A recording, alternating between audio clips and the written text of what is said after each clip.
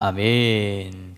오늘도 크신 하나님의 은혜가 우리 가운데 가득 넘쳐나지기를 주님의 이름으로 축복합니다. 예배 한번 더 인사합시다. 잘 되고 있습니다. 감사합니다.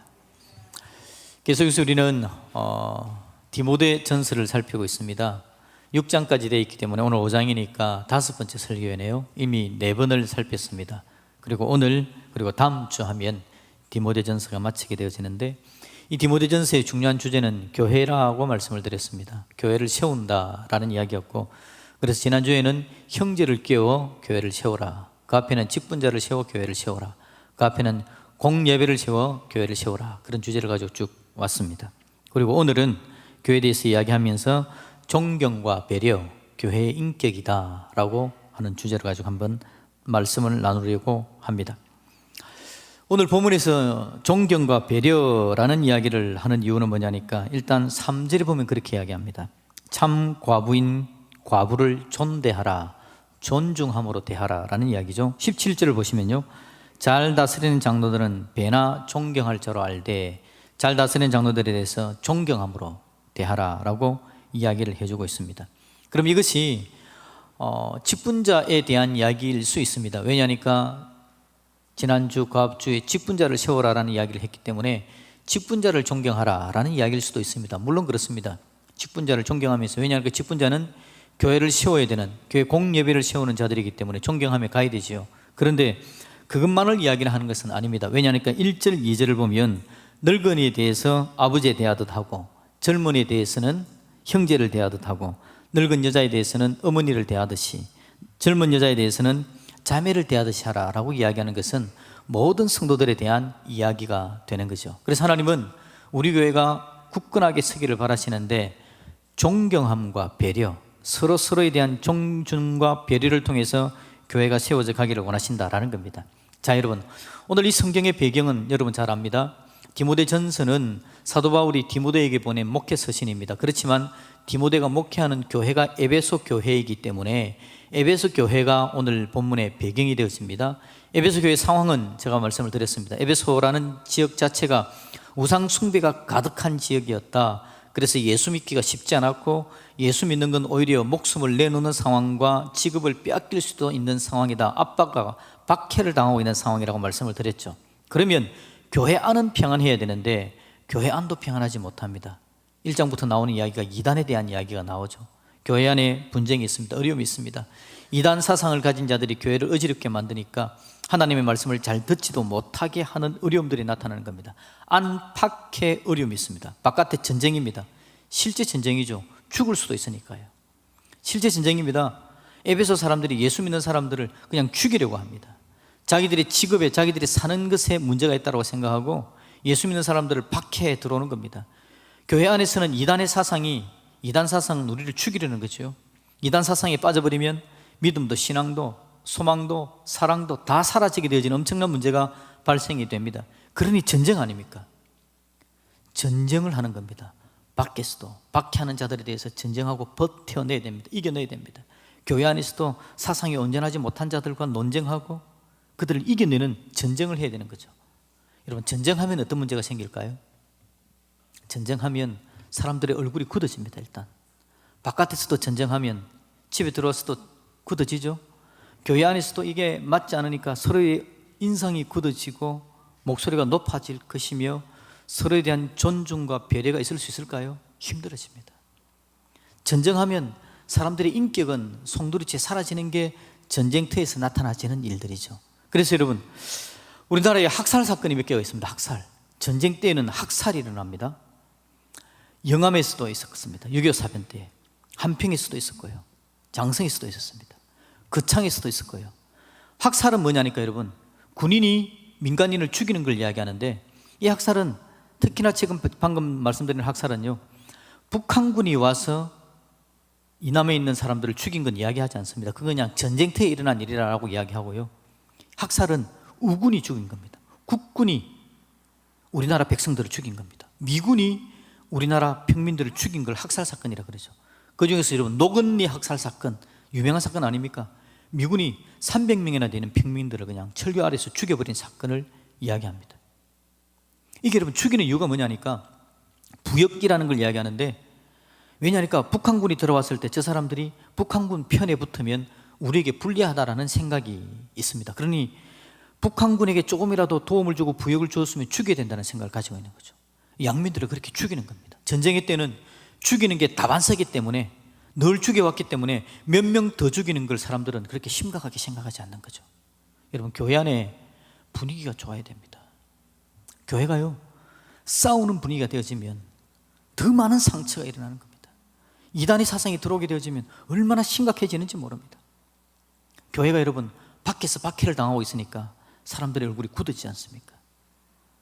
굳어지면 우리 가운데 그냥 늘 싸우는 거니까 싸우는 게 다반사가 되어져서 피와 식별이 제대로 안 되고 우군인지 아군인지도 잘 모르고 막 그냥 사람들을 대하는 게 싸워야 되는 줄 알고 그냥 싸우는 겁니다. 큰 소리가 나오고 논쟁하고 이기려고 하고 이런 성들이 막 나타나지는 거죠. 이게 여러분 오늘 에베소 교회의 어려움이었을 겁니다. 사람들에 대한 존경과 존중이 잘 나타나기 어려운 상황들이죠.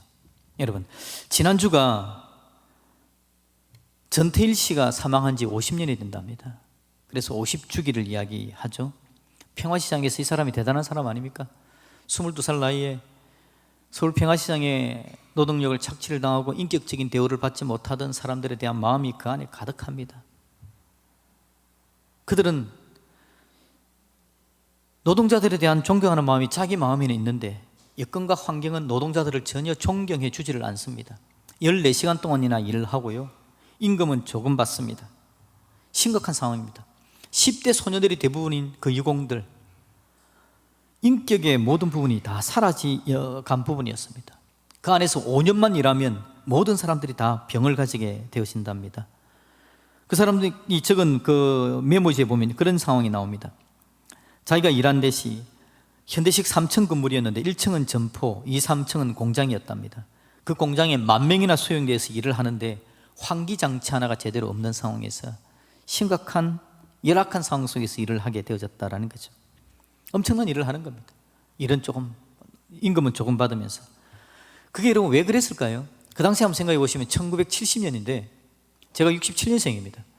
1970년 우리나라 유교 사변하고 경제성장을 좀 가져가면서 경제할 때입니다.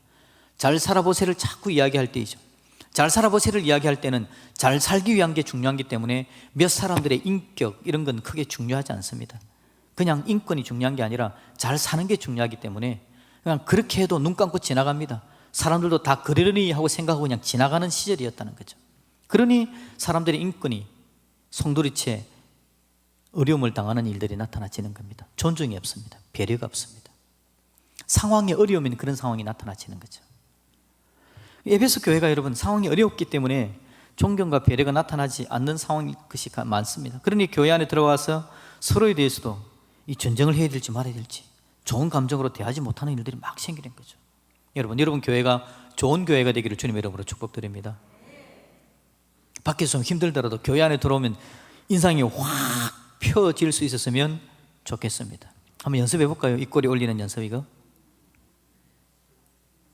예, 그런 거 연습 좀 해야 됩니다.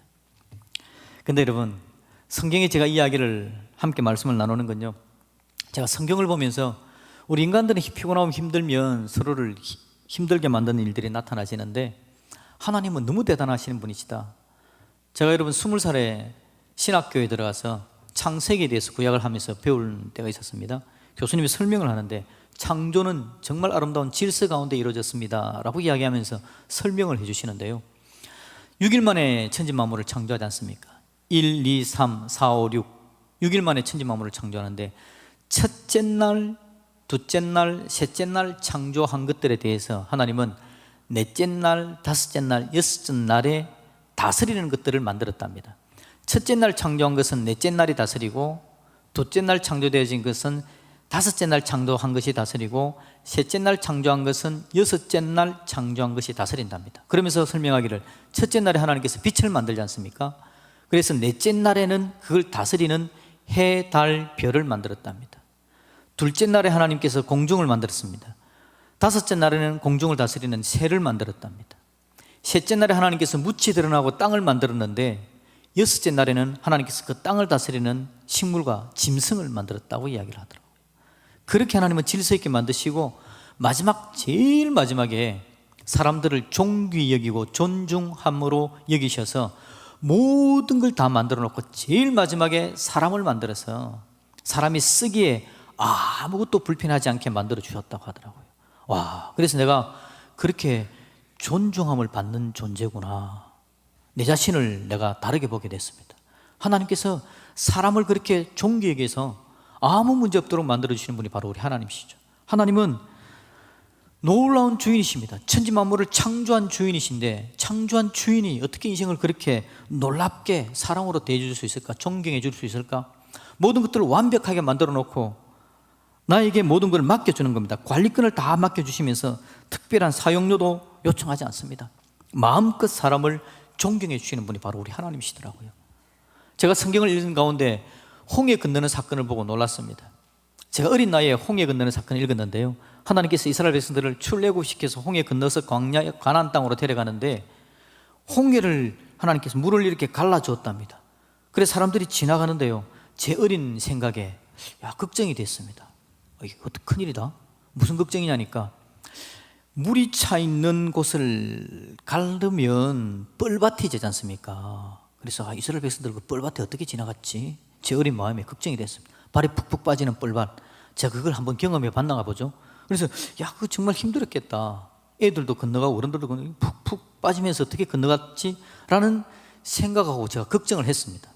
선생님들이 그 이야기 들려주는 걸 들으면서. 그런데 제가 성경을 다 읽어가는데요, 놀라웠습니다.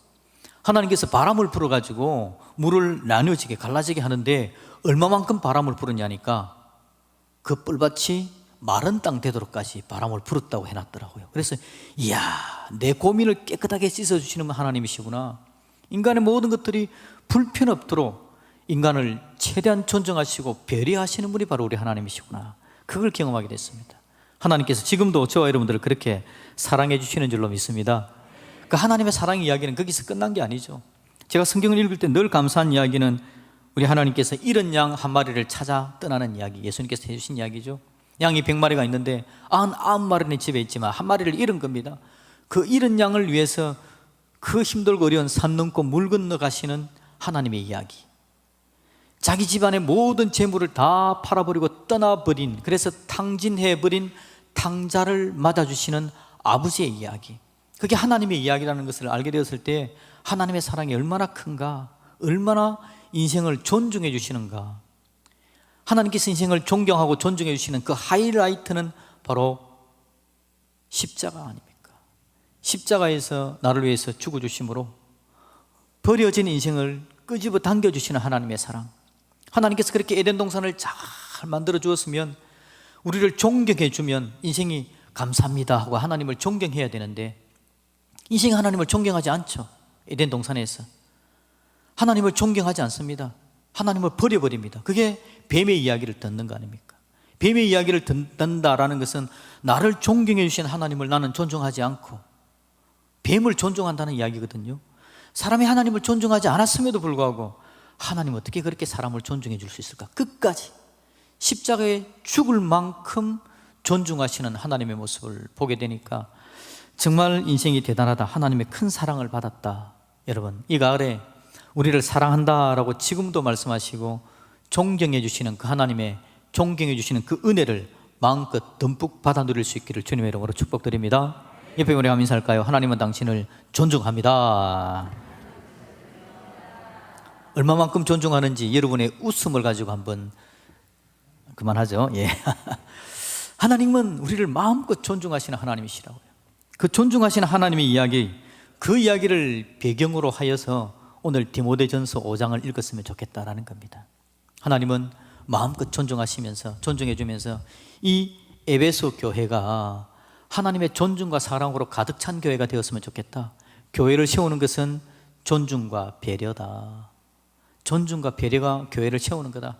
내가 너희들을 세울 때에 존중과 배려로 너희를 세웠다. 그러니 교회된 너희들이 함께 있음에도 존중과 배려함으로 이 교회는 세워져 가야 된다.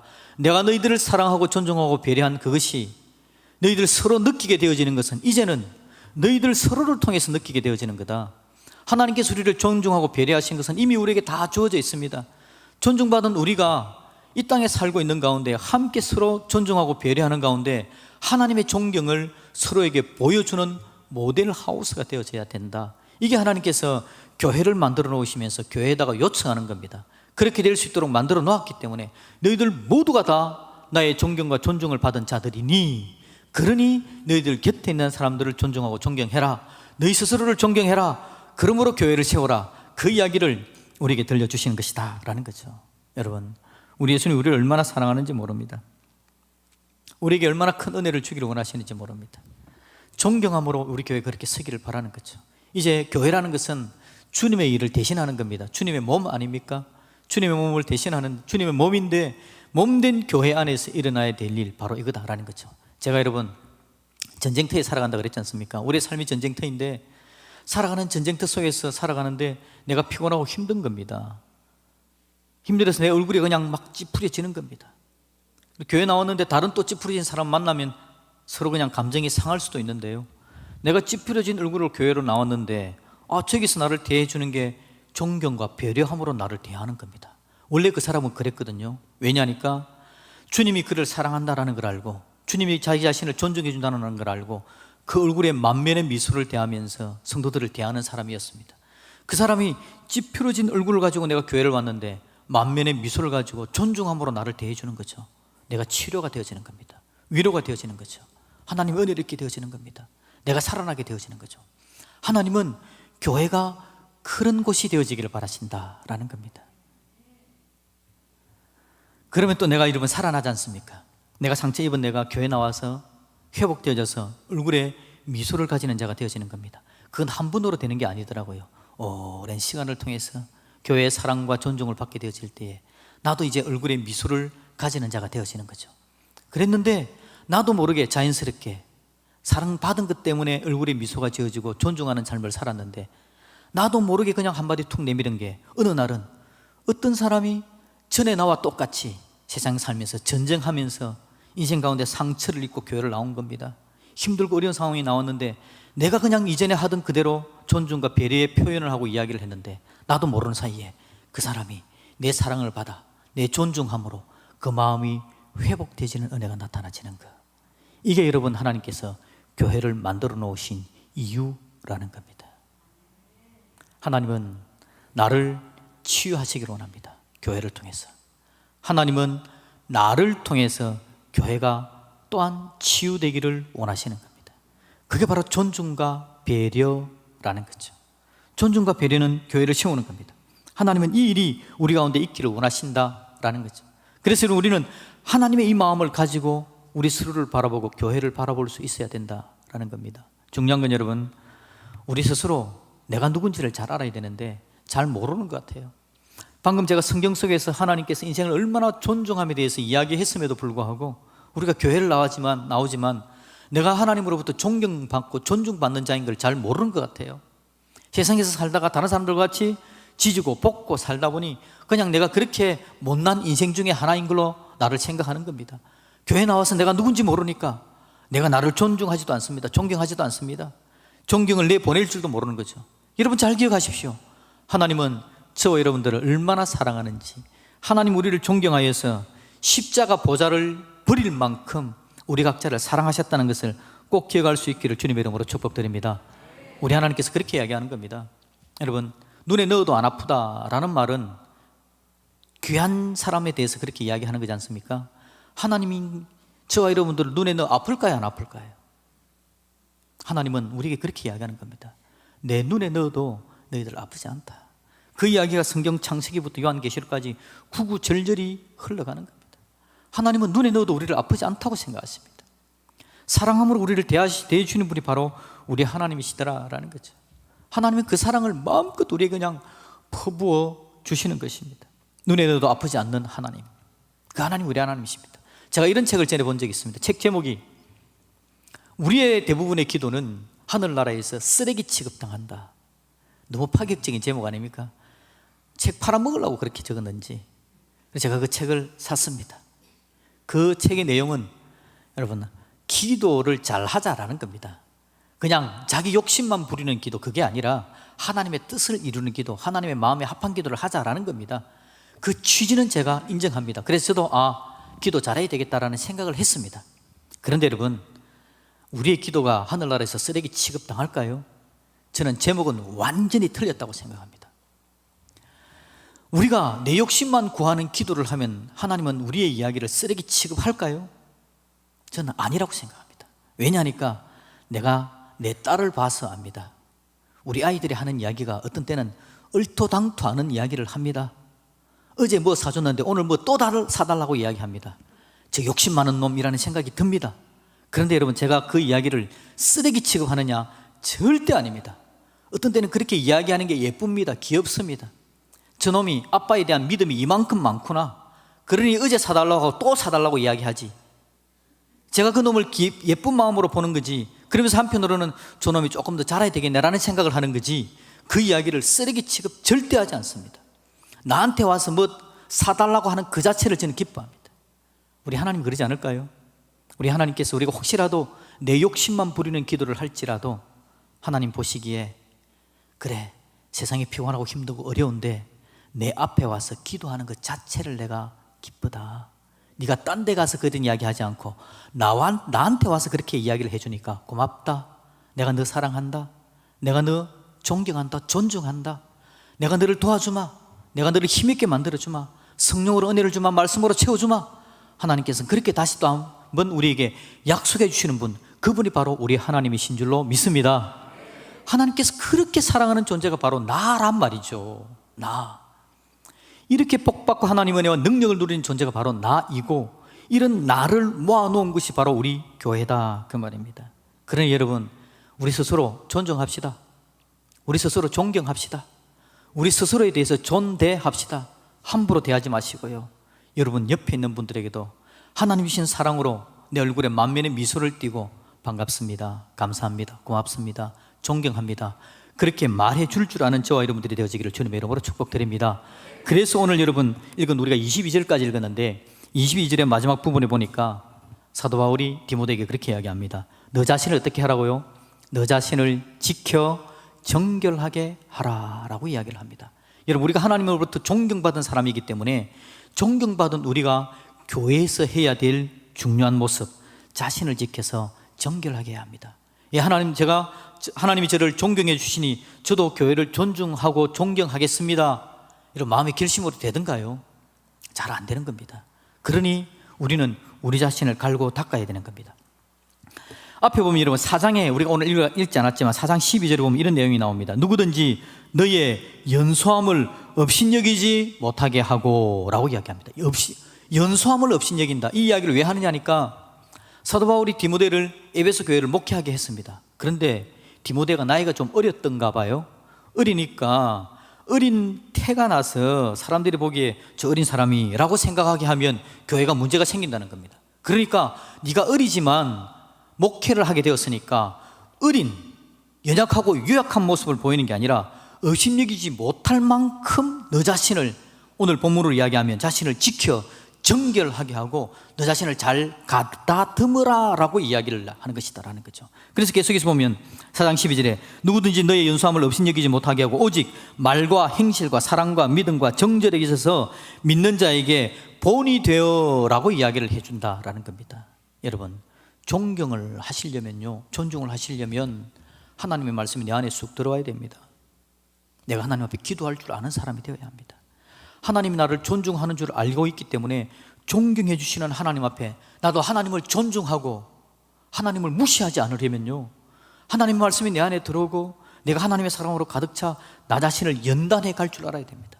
세상은 계속해서 무시하는 이야기를 하고 전쟁하는 이야기, 싸우는 이야기를 하고 있기 때문에 세상에 싸우는 방법으로 하나님과 싸우고 나와 싸우고 내 곁에 있는 사람과 싸우게 되기 때문에 우리 하나님은 오늘 디모데에게 너 자신을 지켜 정결하게 하라라고 이야기한다는 거 꼭 기억할 수 있었으면 좋겠습니다. 그래야만 내가 나 자신도 존경할 수 있고 옆에 있는 사람도 존경하고 함께 하나님의 사랑 가운데 교회를 세워나가는 믿음의 역사가 나타나지겠다라는 거죠. 마지막으로 한마디만 드리겠습니다. 올해 우리 교단의 총회장이신 박영호 목사님께서 우리 교단 기독교에 보니까 어느 매체와 연결되어져서 자기가 살아왔던 삶에 대해서 조금 이야기하는 모습이 있었는데 이렇게 이야기합니다. 가족에게 부끄럽지 않은 목사가 되고 교회가 부끄러워하지 않는 목사가 되며 나의 선생님들이 나를 부끄러워하지 않는 제자가 되려고 하는 삶을 살아왔었습니다. 자기 인생을 그렇게 살려고 노력했다는 겁니다. 여러분, 우리 하나님께서 우리를 존중하십니다. 우리도 그렇게 고백할 수 있으면 좋겠습니다. 나를 존중하시는 하나님 앞에, 하나님, 나도 하나님을 존중하려는 삶을 살겠습니다. 하나님께서 나를 존중하시기에 나도 나 자신을 존중하고, 하나님이 존중하시는 내 가정 안에서 내 가족들을 존중하면서, 내 성도들을 존중하면서 그렇게 살기 위해서 내 삶을 처서복종시키고 하나님 사랑 가운데 부지런히 달려가는 믿음의 사람이 되겠습니다. 이 가을에 그렇게 고백할 줄 아는 저와 여러분들이 되어지기를 우리 주님의 이름으로 축복드립니다. 우리 같이